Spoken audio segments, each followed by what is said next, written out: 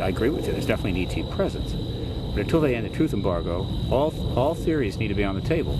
Well, gentlemen, I'm glad you could get here this evening. David has come to me with some interesting issues he's discovered in his research. Wants to make a case for a particularly interesting hypothesis. So what we're going to do tonight, he's going to present this to us, and we're going to hash it out. There's quite a bit of experience at the table, going back many years. Let me speak in terms of a metaphor. Let's say I really like your house, and there's someone else who really likes your house, and we want to maintain the really niceness of the house and the china and the chandeliers. Are we both going to go inside the house and start shooting at each other, damaging the house and wrecking the chandelier, in the hopes that we then get that afterwards? Do you know what I mean? It just seems slightly implausible that you would actually battle in the actual house that you are wanting to take over. So, I mean, I like the idea of there's other possibilities, the concepts of two different races potentially waiting for us to get out of here. But would they actually go around blowing up their own ships and wrecking their own future home? So, David, I think one of the points that jumps to my attention is that you're making the hypothesis that we wouldn't have the ability to shoot down ET craft, and your projections are based on projectiles that we would use from combustion.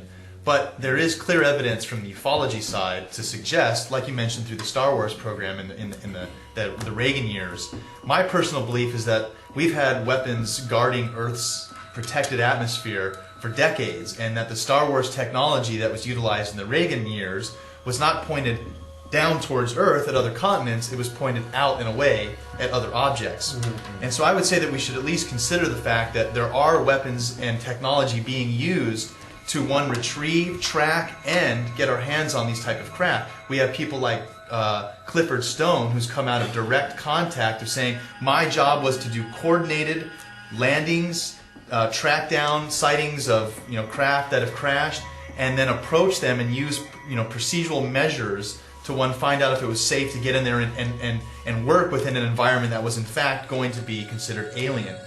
And from my own personal research and looking back through the ancient cultures, and specifically where we come from, ancient Iraq, there has been a lot of evidence to suggest one of the reasons possibly we went in there to get Saddam in this next round had nothing to do with nuclear weapons or chemical weapons. They possibly had their own Roswell type event and have access to technology, extraterrestrial technology, that they didn't want the UK or the US to have any type of threat from the Iraqis. So I personally believe there is a lot of evidence to suggest that we are, one, harnessing alien technology, and two, continually go about trying to get our hands on that using our own proprietary advanced technology. There's enormous corporate powers against the kind of freedom this technology represents. I mean, just...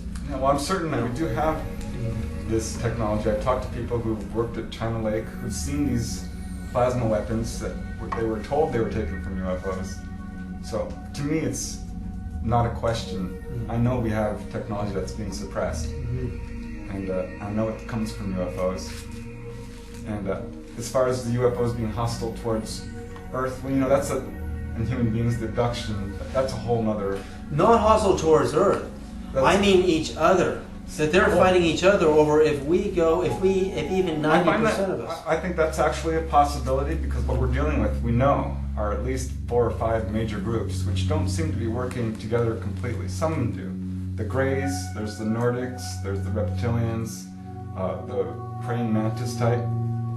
We see some of the Nordics working with each other, but most of these groups seem to be working separately.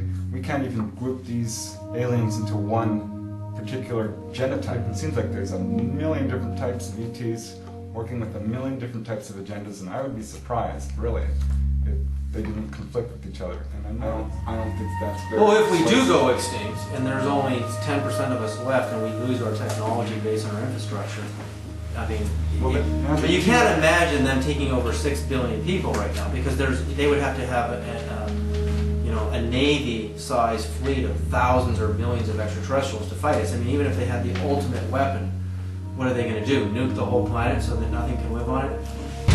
I just came back from a meeting in Canada and from the University of Toronto, and without mentioning any names so I don't lose my head before I leave this room, I found out that the research on the space shuttle, the Columbia, was not lost because of a piece of loose tile. It was lost because of metal weakening due to electromagnetic changes in the structure of the metal.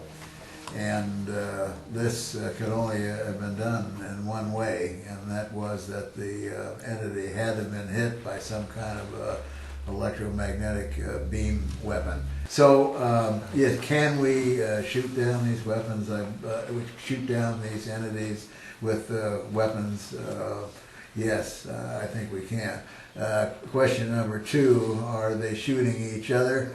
I really don't think that advanced civilizations such as Michio Kaku's description of Class 1, Class 2, Class 3 civilizations would really have a need to shoot each other in the way us primitives, not even a Class 1 civilization does. If they wanted to annihilate each other, they could do it in probably far different, maybe interdimensional ways. Nextly, historically, if there was advanced civilizations out there that wanted to come here and have a deleterious effect upon the population, why wait until we have developed atomic energy and up to the year 2012, which nobody knows what's going to, another speculation, nobody knows what's going to happen, and why not have done it 1,000 years ago? I think some of this is in the realm of a pure speculation, and the reason for this is that no one really knows exactly what's going on.